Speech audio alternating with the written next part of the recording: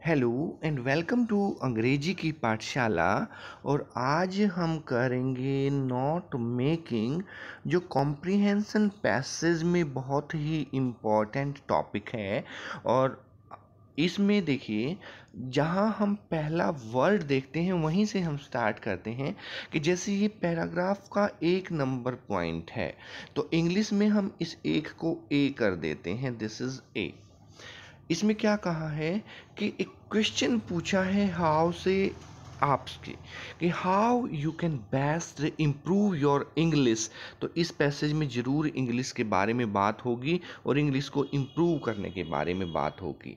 तो जैसा कि हमने नोट मेकिंग में देखते हैं कि पहले पैराग्राफ का हमने ए लगा दिया, और जो बड़े वर्ड्स हैं जो बार बार इसमें यूज़ होने हैं उनके लिए हम एक बॉक्स बनाते हैं, बॉक्स बनाएंगे। और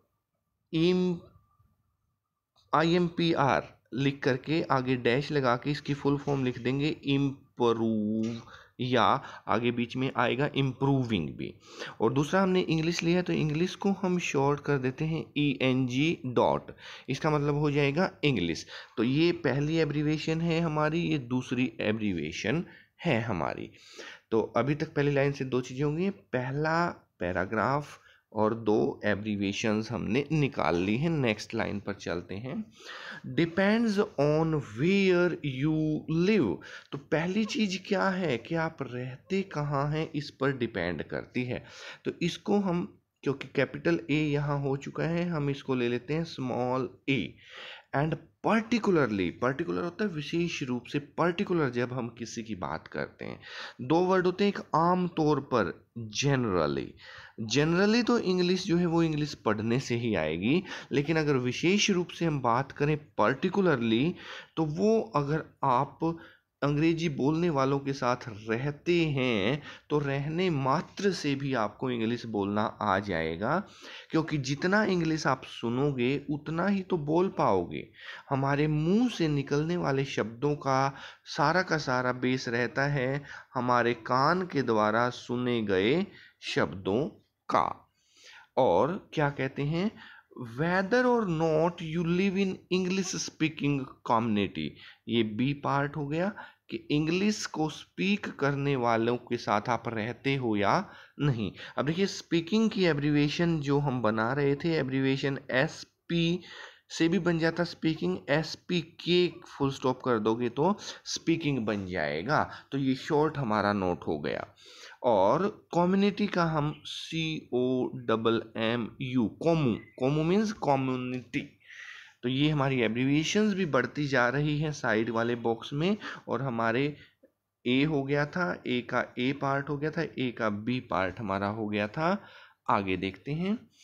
if you hear English spoken every day, हर रोज, every day means daily, spoken बोलना, इंग्लिश को अगर आप बोलते हुए हियर करते हो, and mix with English speaking people freely, और इंग्लिश स्पीक करने वालों से भी आप मिलते हो, ये सी पार्ट आ जाएगा, ये डी आ जाएगा। मीन्स जितने पॉइंट आते हैं उनको शॉर्ट करते चलेंगे और ABCD करके हम चलते जाएंगे, नोट्स हमारे आगे बढ़ते जाएंगे। That is on the whole an advantage, इस चीज का भी हमें बहुत लाभ मिलने वाला है। On the other hand it is always confusing, और अगर हम दूसरी तरफ बात करें तो बड़ा कन्फ्यूजन रहता है, to have the whole language poured over you at once, पूरी की पूरी एक नई भाषा आपके ऊपर डाल दी जाए तो बड़ा कन्फ्यूजन हो जाता है। Ideally a step by step course, ये हमारा नेक्स्ट पार्ट आ गया। स्टेप बाय स्टेप चलो, थोड़ा सीखो, थोड़ा बोलो, उसकी प्रैक्टिस करो, this is known as step by step course, should accompany और lead up to the experience. नई भाषा का जो एक्सपीरियंस है, अनुभव है, वो एकदम से नहीं बल्कि स्टेप बाय स्टेप एक सिस्टेमेटिक तरीके से किया जाना चाहिए। It will also help a great deal if you can easily get the sort of English books you are interested। और ये हमारा नेक्स्ट पार्ट आ गया, जहां तक भी हम पहुंचते हैं कि आप किस प्रकार से आपको इंग्लिश पढ़ने के लिए बुक्स मिलें और वो भी आपके इंटरेस्ट की, ताकि वो बुक आप ओपन करके पढ़ भी सको। क्योंकि इंग्लिश की बुक आपने लेके रख ली तो उससे आप इंग्लिश सीख नहीं पाओगे, वो बुक पढ़ना भी जरूरी है। पढ़ोगे कब? जब उसमें आपका इंटरेस्ट होगा। तो आइए देख लेते हैं पहले पैरा का हमारा कितने नोट्स तैयार होते हैं, फिर हम सेकंड पे चलेंगे।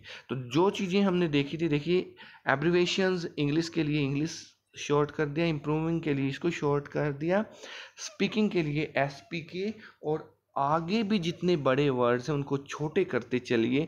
जैसे इंटरेस्टिंग है तो INTER कर दो, इंटर से इंटरेस्टेड बन जाएगा। एब्रिविएशंस साथ के साथ हमारी चलती जाएंगी।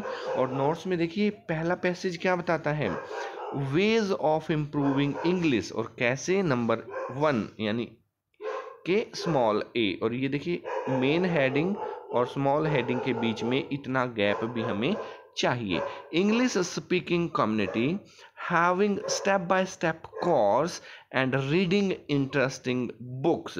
जो हमने 7 मेन पॉइंट निकाले थे, उनमें से जो आपको सेकंड टाइम जब आप देखोगे, अभी तो हमने सिर्फ अंडरलाइन किए थे, उनमें से जो इम्पोर्टेंट लगते हैं आप लिखते चलिए। 3 लिखने हैं, 4, 5, 6, 7, जितने भी आपने लिखने हैं लिखते हम चलेंगे। आगे देखते हैं